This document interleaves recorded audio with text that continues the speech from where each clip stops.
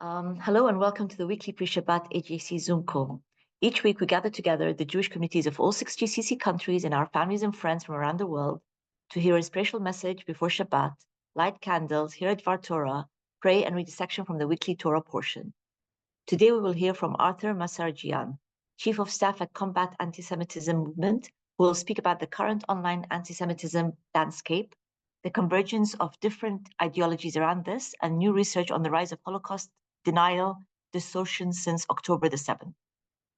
The Association of Gulf Jewish Communities is the umbrella organization for the Jewish communities of GCC countries that are building and enhancing Jewish life in the region.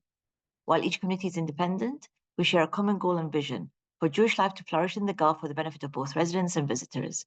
To stay updated on AGJC events, please follow us on Twitter at @GulfJewish and visit our website www.gulfjewish.org.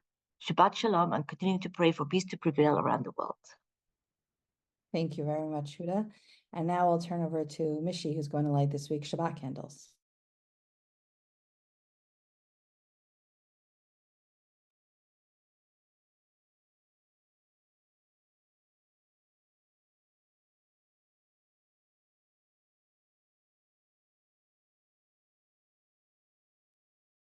All right, Mishi, are you with us?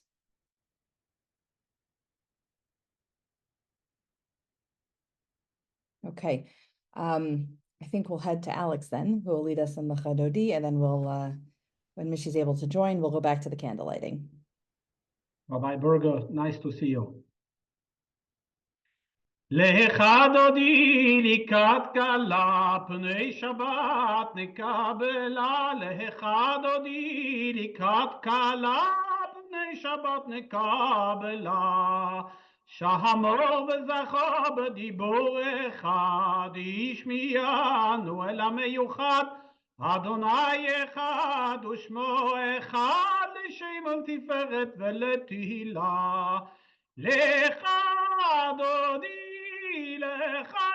לקראת כלה פני שבת נקבלה לחדודי לקראת כלה פני שבת נקבלה שמור וזכור בדיבור אחד השמיענו אל המיוחד אדוני אחד ושמו אחד לשם ולתפארת ולתהילה לחדודי לקראת כלה פני שבת נקבלה לחדודי לקראת כלה פני שבת נקבלה לקראת שבת לכו ונלכה כי מקור הברכה מראש מקדם נסוכה סוף מעשה במחשבה תחילה לחדודי לקראת כלה פני שבת נקבלה לחדודי לקראת כלה פני שבת נקבלה מקדש מלך עיר מלוכה קום יצאי מתוך ההפכה רהב לך שבט בימק הבכר והוא יחמול עלייך חמלה לחדודי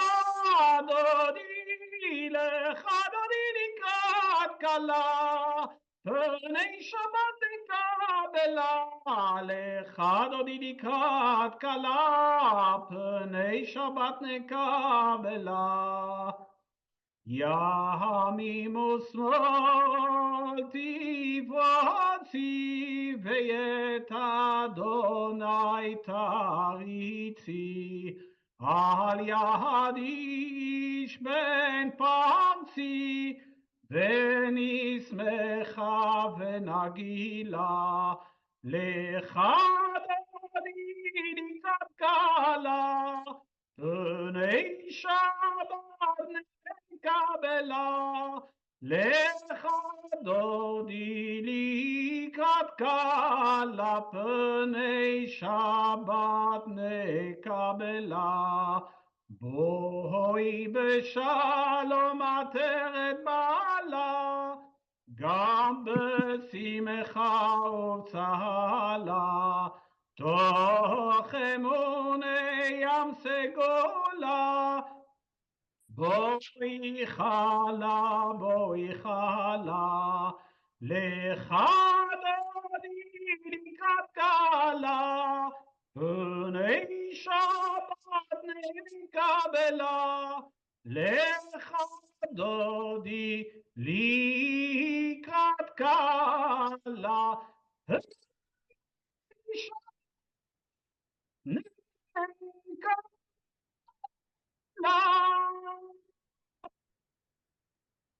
Thank you so much, Alex. And now I'll head back to Mishi, who's going to light this week's Shabbat candles. I just wanted to wish everybody Shabbat Shalom, and I'm lighting the Shabbat candles in honor of all the people in the region, of our community, friends and members, and also the peace on our communities and Israel and all the Jewish people. Baruch atah Adonai melech haolam asher kiddushanu b'mitzvotav v'tzivanu lahadlik ner shel Shabbat.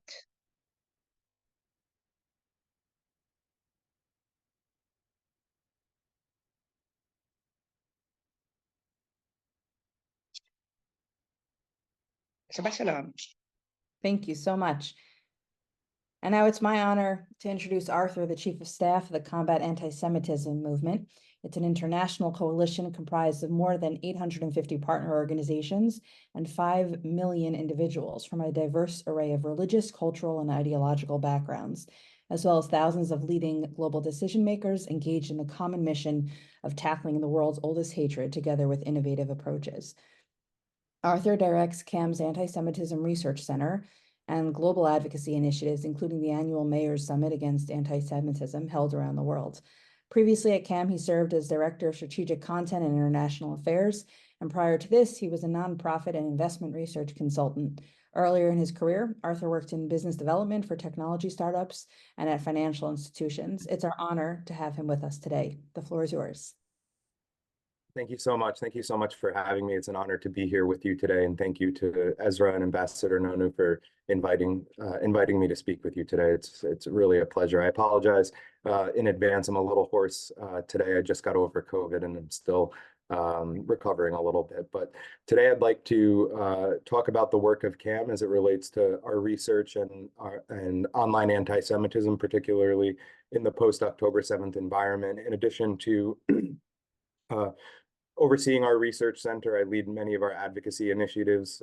As was mentioned, just 2 weeks ago in New York City, we held the first and largest ever influencer summit against anti-Semitism with 300 leading Jewish social media influencers with a combined reach of over 200 million people, so that we could begin doing the real positive work in combating the surge in online anti-Semitism that we're seeing after October 7th in particular, but as you all know, it was already drastically on the rise even before that. So what happens online today does not stay online. Hate online is hate in real life, and hate in real life is disseminated online. And it's important to understand that, I think, just to frame the conversation a little bit. We often talk about, in the world of studying anti-Semitism, a horseshoe effect, that groups across the ideological spectrum that have nothing in common except the hatred of Jews converge across different ideologies. But I think what we're seeing today, rather than a horseshoe, is more of a circle, really, where groups on the far right, traditional kind of neo-Nazi white supremacists and savvy online Gen Z and millennial neo-Nazis are sharing ideologies with groups on the far left, with religious fundamentalists, with Black Hebrew Israelites, Nation of Islam in the United States, et cetera, recycling classic anti-Semitic tropes for the modern era. There's many examples of this, but one in particular that I think helps demonstrate this at Columbia University, where we saw the protests and the encampments. There was an incident in which a woman waving a Palestinian flag was holding a sign saying that the Jews killed Jesus. So really recycling the oldest anti-Semitic tropes for the contemporary conflict and contemporary era.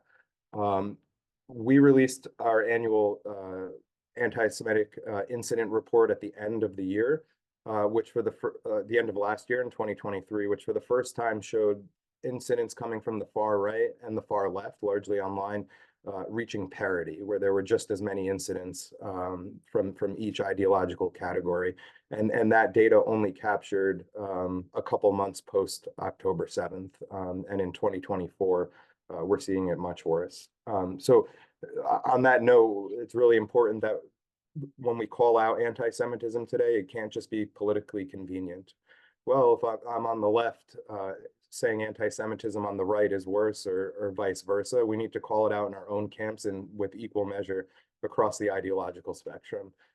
And because of this convergence, in addition to tracking incidents by ideological motivation, it's harder and harder to do that today, because you often can't tell where it's coming from because of this conversion. So we've started to look at these incidents less so based on ideological motivation and more so on manifestation type. So is it classical anti-Semitism? Is it Holocaust denial or trivialization? Is it coming from a religious fundamentalist ideology, or is it an anti-Zionist form of anti-Semitism?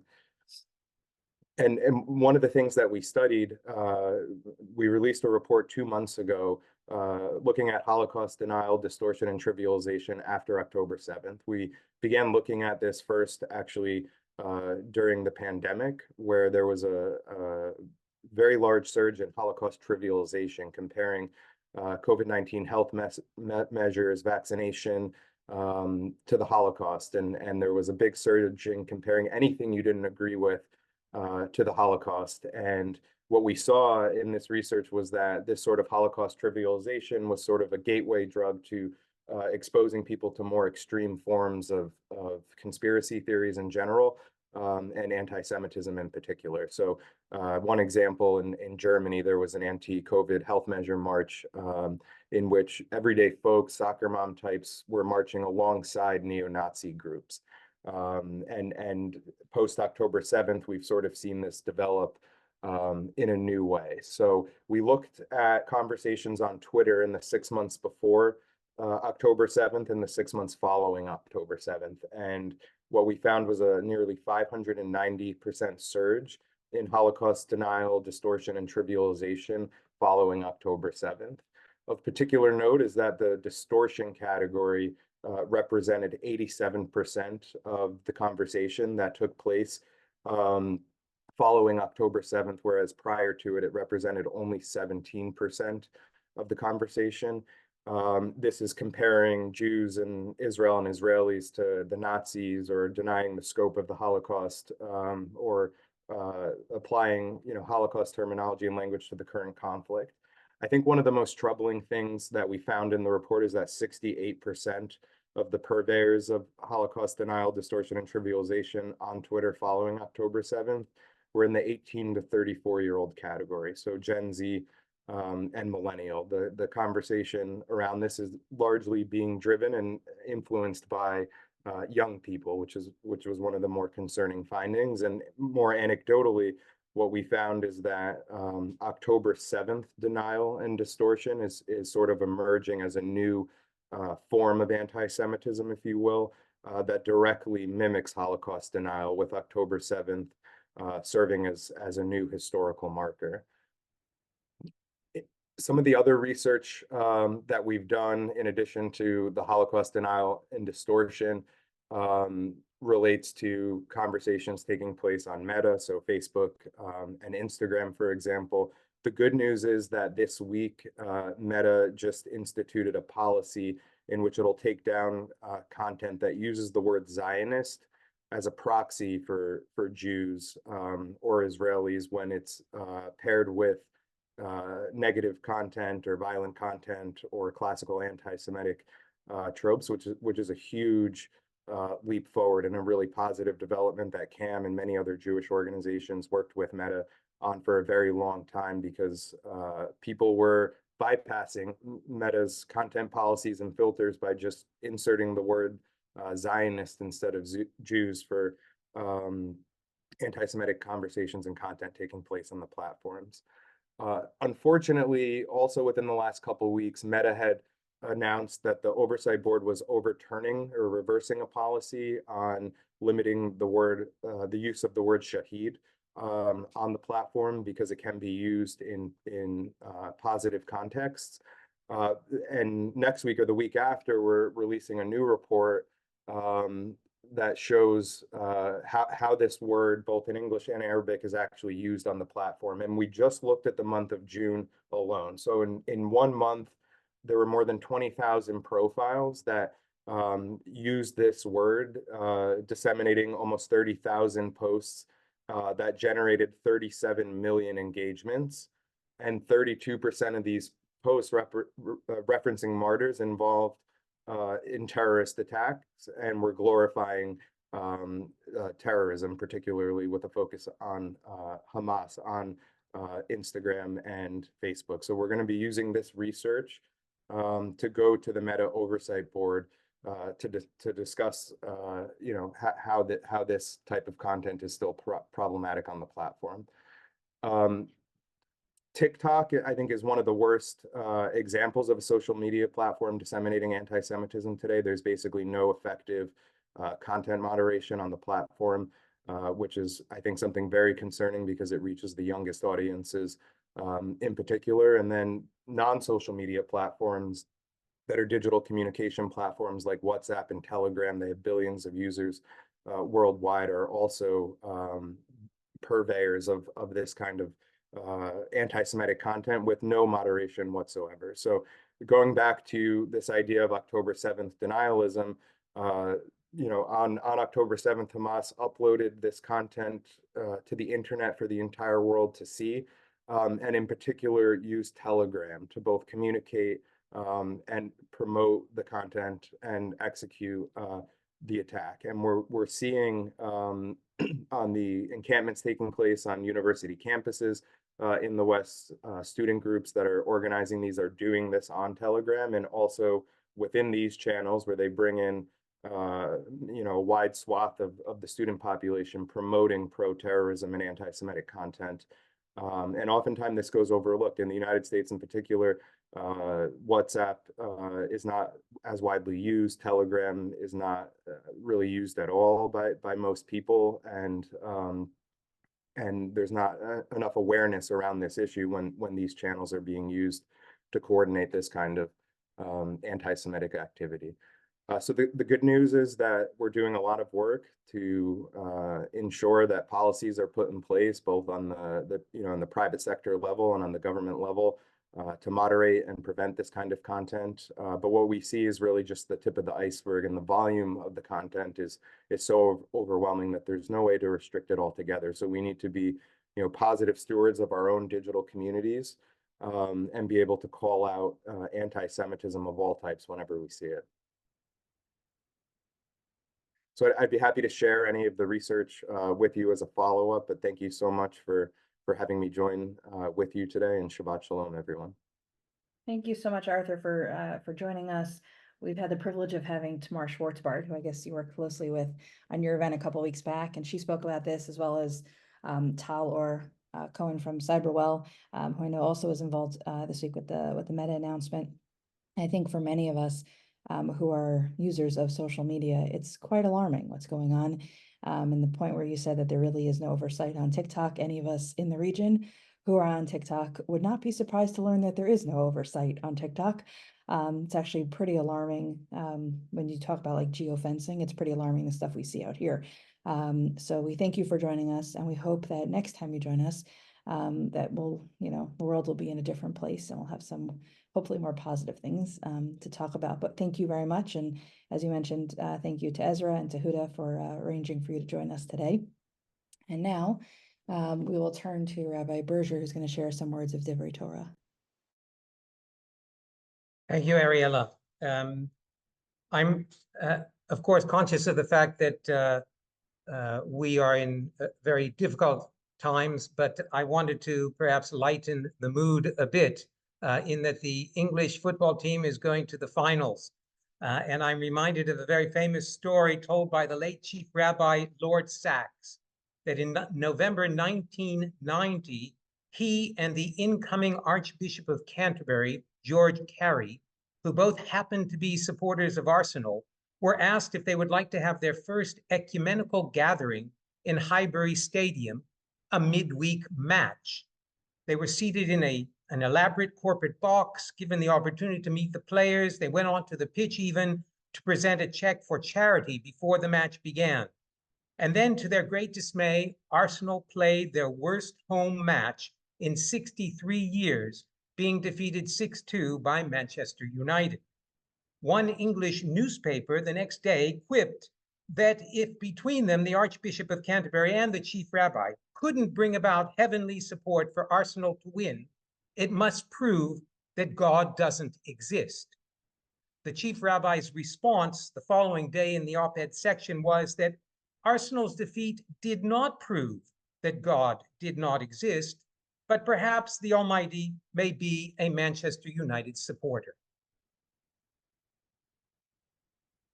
Over the past weeks, the parashot that we've been reading seem to all share a common point, that of perception, or rather misperception. If we go back to the 12 spies of Shalach Lecha, they saw a glass half empty, not half full. The land was generous, but devoured its inhabitants.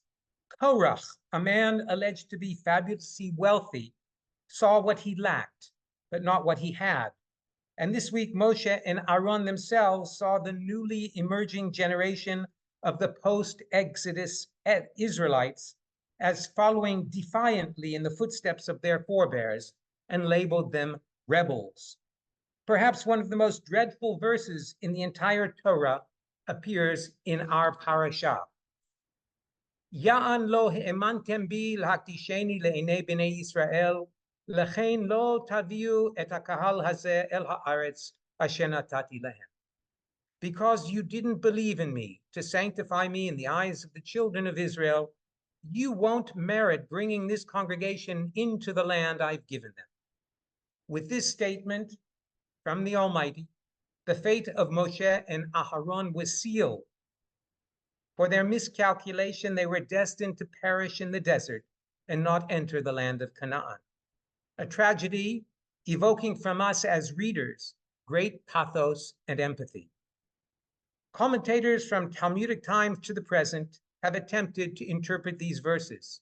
How frustrating that 40 years of struggle as their leader, enduring complaints and criticisms, discomfort and despair, what seemed like the one thing Moshe wanted most would be kept from him in his twilight years.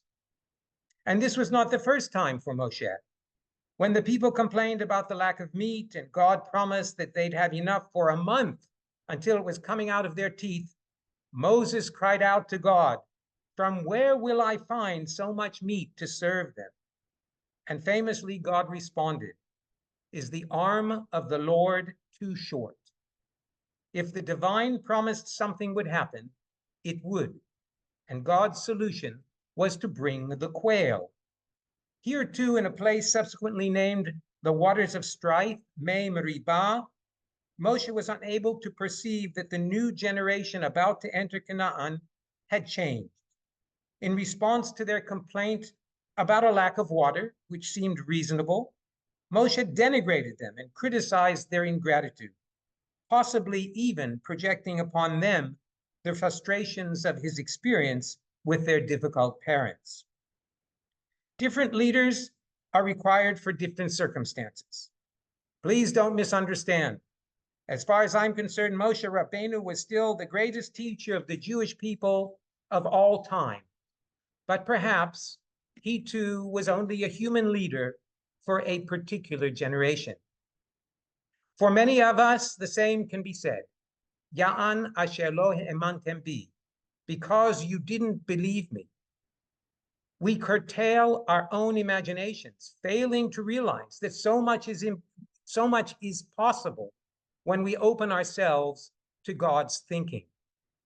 At this time of regional conflict and the clash of civilizations, the same can be said for interfaith engagement. Many on this Zoom have been in the forefront of intercultural and interreligious dialogue for decades. But for many of our stakeholders, it may be uncomfortable going beyond the boundaries of our own faith. And we've just heard a presentation which has talked about how difficult it is being Jewish at this time in history. At the Abrahamic Family House, we are finding that engaging across the faith spectrum is a chance to expand our imaginations, meet new people, increase our religious literacy, and most importantly, gain further insight into God's thinking. Ideas like tolerance and coexistence, gender equality, human rights, freedom of worship, and more. I congratulate all of you who are here, who are already doing this work, and I encourage those of us who are not yet doing it to consider taking up the battle. We need this now more than ever, if for no other reason than not to be left behind in a wilderness of our own making. Shabbat Shalom. Thank you so much, Rabbi Berger. I think we just learned something that they usually teach in Smicha. If we start with an example about sports, all of a sudden the cameras start going on. So that was wonderful, and we'll have to use that more often. I guess I'll have to learn football. But thank you very much for joining us. And now we'll turn over to Alex, who's going to read from this week's Parsha. So for my British friends over here, let's hope that the Almighty is not a supporter of Spain. We are reading the story of the red car. We all know in which color Spain is playing on Sunday, so maybe it's a bad sign. וידבר אדוני אל משה ולאהרון לאמור, זאת חוקת התורה אשר ציווה אדוני לאמור, דבר אל בני ישראל ויקחו עליך פרה אדומה תמימה אשר אין בה מום אשר לא עלה עליה עול, ונתתם אותה אל אלעזר הכהן והוציא אותה אל מחוץ למחנה ושחט אותה לפניו. ולקח אלעזר הכהן מדמה באצבעו והיזה אל נוכח פנהו אל מועד מדמה 7 פעמים ושרף את הפרה לעיניו את עוריו ואת בשרה ואת דמה על פרשה ישרוף. ולקח הכהן את ארז ואזוב ושנית תולד והשליך אל תוך שרפת הפרה וכיבס בגדיו הכהן ורחץ בשרו במים ואחר יבוא למחנה וטמא הכהן עד הערב ושורף אותה יכבס בגדיו במים ורחץ בשרו במים וטמא עד הערב. Thank you so much, Alex. And now over to Ezra for the English translation. Hashem spoke to Moses and Aaron. This is the ritual law that Hashem has commanded. Instruct the Israelite people to bring you a red cow without blemish, in which there is no defect and on which yoke has been laid. You shall give it to Eleazar the priest. It shall be taken outside the camp and slaughtered in his presence. Eleazar the priest shall take some of its blood with his finger and sprinkle it 7 times towards the front of the tent of meeting. The cow shall be burnt in his sight, its hide, flesh, and blood shall be burnt, its dung included. The priest shall take cedar, wood, husp, and crimson stuff, throw them into the fire, consuming the cow. The priest shall wash his garments and bathe his body in water. After that, the priest may re-enter the camp, but he shall be impure until evening. The one who performed the burning shall also wash those garments in water, bathe in water, and be impure until evening. Another party who is pure shall gather up the ashes of the cow, deposit them outside the camp in a pure place, to be kept for water of institution, water for impurity for the Israelite community. It is for purgation. Thank you, Ezra. And now we'll head back to Alex, who will lead us in the Chief Rabbi's prayer.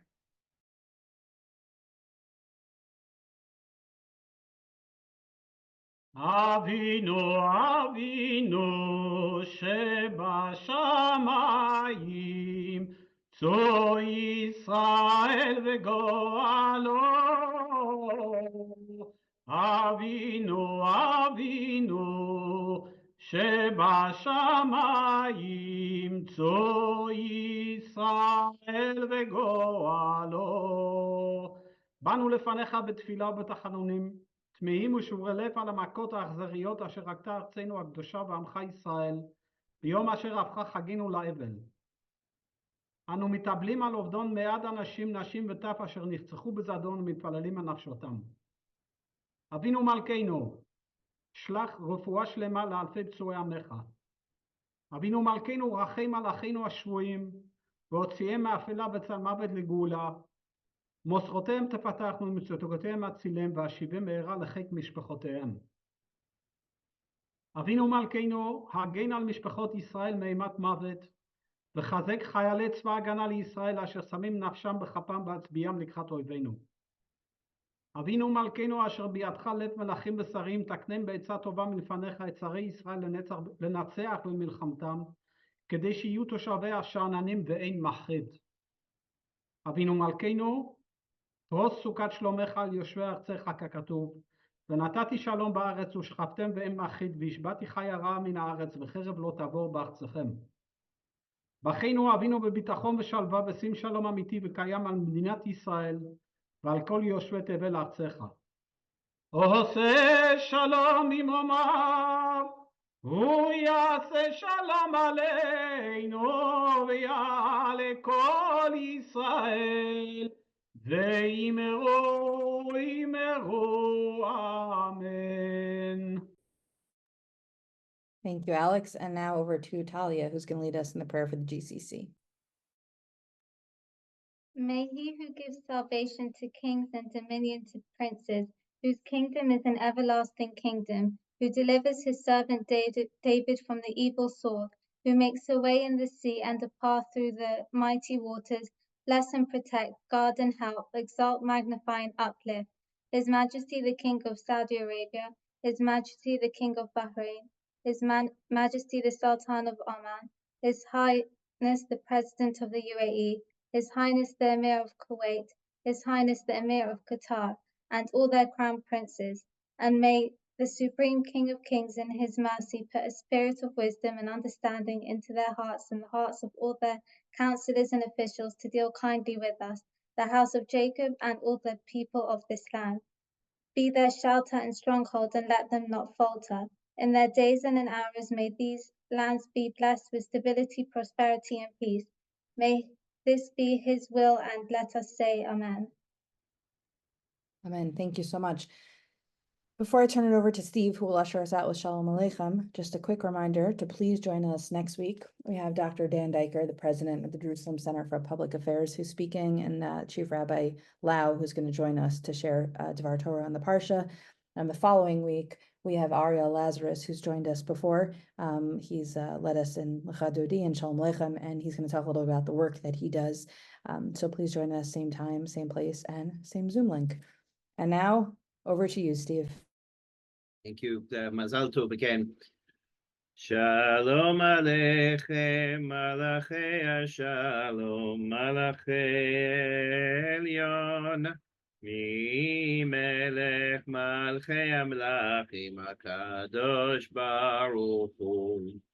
Boachem leShalom, Malachei Shalom, Malachei Elyon, Mi Melech Malchei Amlachim, HaKadosh Baruch Hu.